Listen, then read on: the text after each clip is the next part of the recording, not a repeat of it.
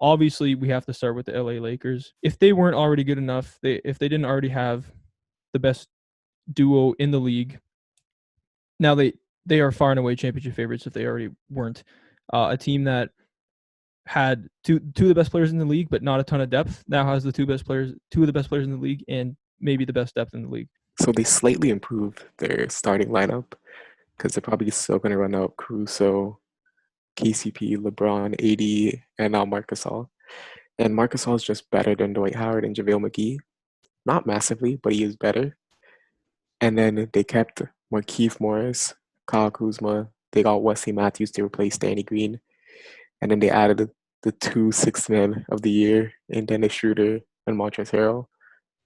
They're just stacked. Like, this is a championship level team, and this is my team that I think is going to win the championship.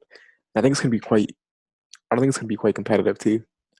I agree. It's not quite at Warriors from 3 years ago levels, but it's a way bigger gap than it was last year. Like you said, I mean, Marc Gasol, say what you want about him, but at least he can play the five beside AD. He's not going to kill their spacing, even though, I mean, he's a better shooter than Dwight Howard and JaVale McGee, even though he was not a great shooter this year with the Raptors.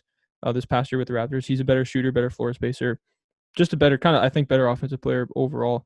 And can maybe take some pressure off AD guarding those big guys that he has to spend so much time on.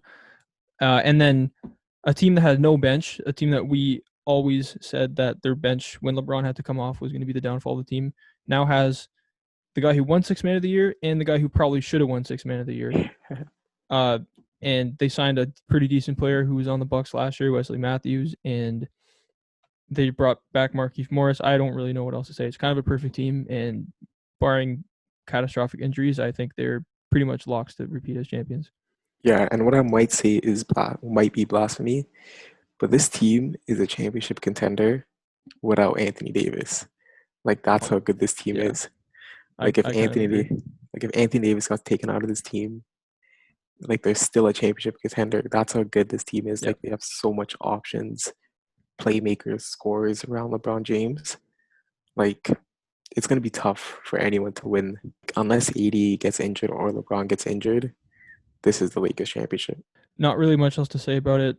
Rob Pelinka is making moves. They have by far the best team on paper, and like Yeah. we said, they should repeat as champions. Thanks for watching.